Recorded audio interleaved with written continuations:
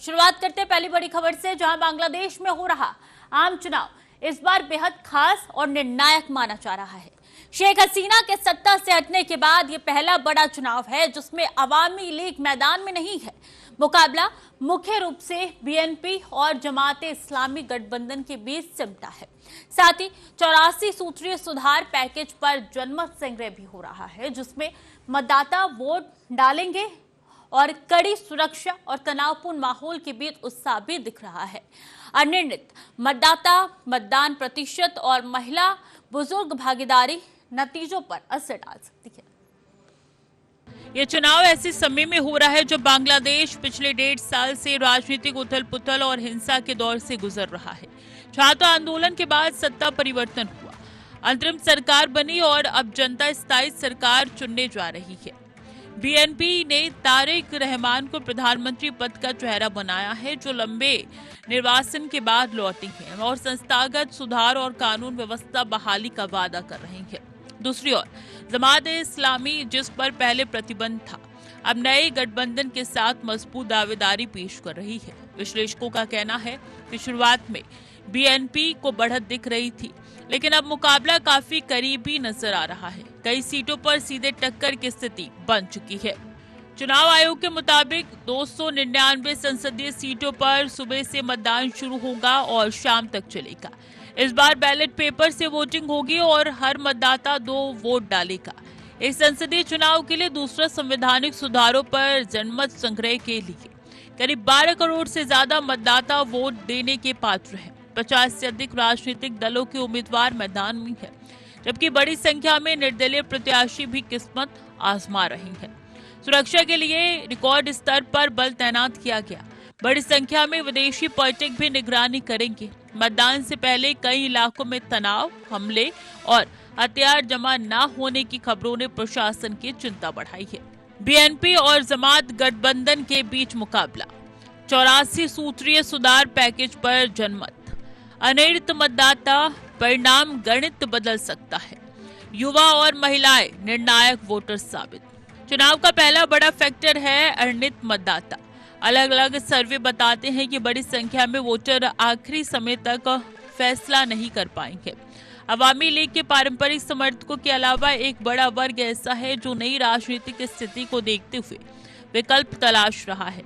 यही vote bank कई सीटों पर जीत हार का अंतर तय कर सकता है। युवा मतदाता और आंदोलन के बाद की राजनीति से प्रभावित वर्ग खास तौर पर निर्णायक माना जा रहा है। सोशल मीडिया, ग्राउंड कैंपेन और गठबंधन समीकरणों के जरिए पार्टियां इन्हें अपने पक्ष में करने की कोशिश में है। प्रति सीट कम अंतर का इतिहास बताता है कि कुछ हजार वोट भी पूरा परिणाम बदल सकती हैं।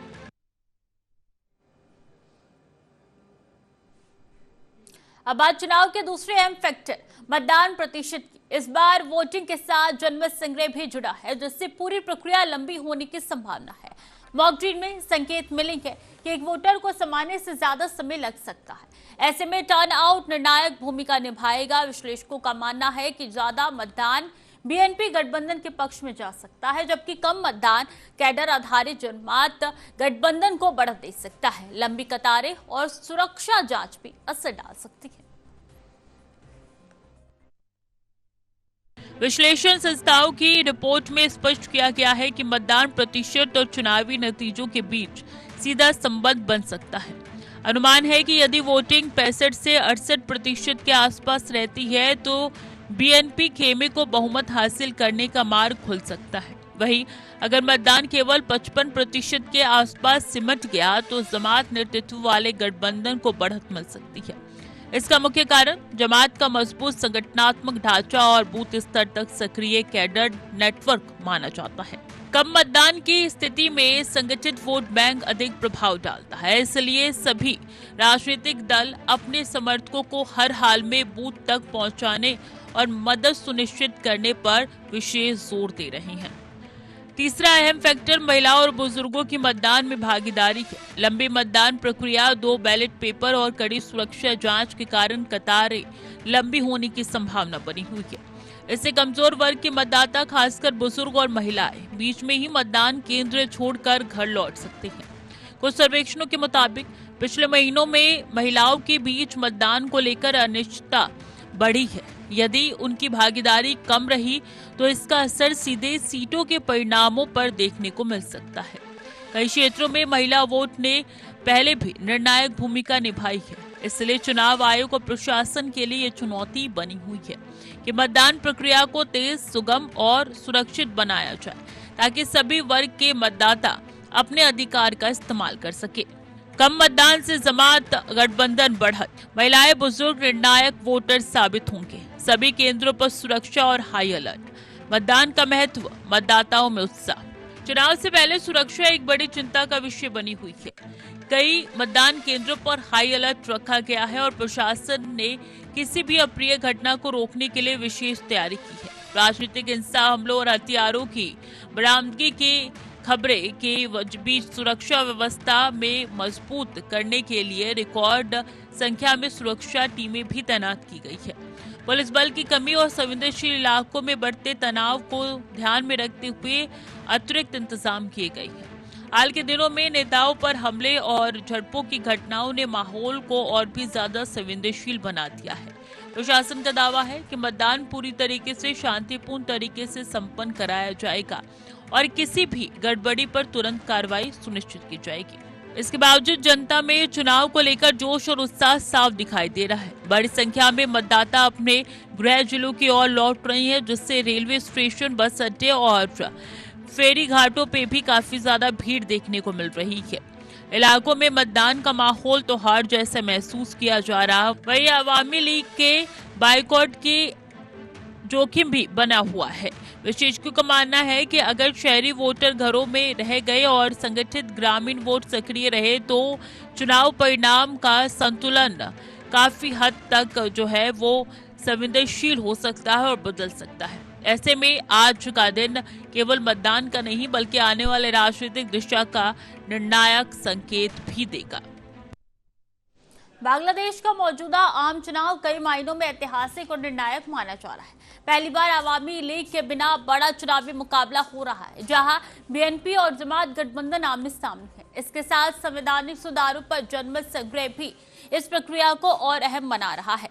अन्य मतदाताओं की भूमिका, कुल मतदान प्रतिशत और महिलाओं और बुजुर्गों की भागीदारी नतीजों की दिशा तय कर सकती है। चुनाव परिणाम सिर्फ नई सरकार नहीं बल्कि आने वाले समय की नीतियों और संवैधानिक बदलावों का रास्ता भी तय करेंगे। अब नजर वोटिंग और मतगणना पर है। मतदान समाप्त होते ही मतगणना की प्रक्रिया शुरू हो जाएगी और शुरुआती रुझानों के जल्द आने की उम्मीद जताई जा रही है। हालांकि इस बार बैलेट पेपर के जरिए वोटिंग होने के कारण गिनती में अपेक्षित समय लग सकता है, लेकिन प्रमुख और संवेदनशील सीटों के रुझान पहले दौर में ही स्पष्ट हो सकती है। राजनीतिक दलों ने अपने एजेंट और पर्यवेक्षक तैनात किए हैं ताकि मतगणना पूरी पारदर्शिता और निष्पक्षता के साथ संपन्न हो। साथ ही अंतर्राष्ट्रीय पर्यवेक्षकों की मौजूदगी इस चुनाव में वैश्विक तौर पे साबित हो सकती है और ये काफी जरूरी भी हो जाता है।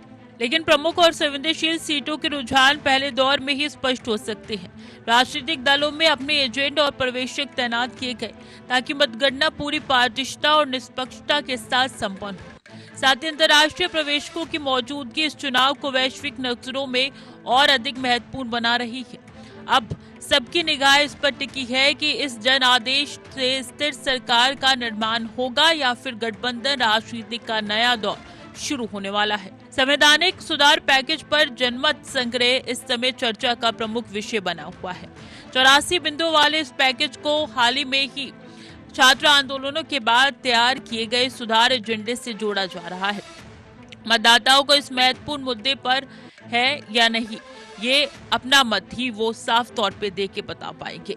यदि जनता इसे समर्थन देती है तो प्रशासनिक राजनीतिक ढांचे में बड़े बदलाव और ठोस बदलाव की राह खुल सकती है। यही कारण है कि ये वोट सिर्फ किसी सरकार को चुनने का माध्यम नहीं बल्कि पूरे सिस्टम की दिशा तय करने वाला निर्णायक निर्णय भी माना जा रहा है। विशेषज्ञ इस जनमत संग्रह को सामान्य चुनाव से अधिक महत्व का फैसला बता रहे हैं क्योंकि इसके असर लंबे समय तक महसूस किए जाएंगे। बीएनपी बनाम जमात गठबंधन का टक्कर, संवैधानिक सुधारों पर जनमत संग्रह, मतदाता फैसले से भविष्य की नीतियां तय, शांतिपूर्ण मतदान और निष्पक्ष मतगणना आवश्यक। अब सब कुछ मतदाताओं के फैसले पर निर्भर है। बांग्लादेश में जनता ने अपने मत के माध्यम से ये तय करा है कि बीएनपी अपनी बढ़त को वास्तविक जीत में बदल पाएगी या जमात गठबंधन कोई उलटफेर करने में सफल होगा। ये सब कुछ ही घंटों में स्पष्ट हो जाएगा। चुनाव की विश्वसनीयता इसी बात पर टिकी है कि मतदान शांतिपूर्ण और गिनती निष्पक्ष तरीके से संपन्न हो। लंबे समय तक चली राजनीतिक अस्थिरता के बाद देश अब स्थिरता की ओर बढ़ना चाहता है। ऐसे में आज का धनादेश न केवल वर्तमान राजनीतिक समीकरण तय करेगा बल्कि आने वाले वर्षों में राजनीतिक कहानी भी लिखेगा।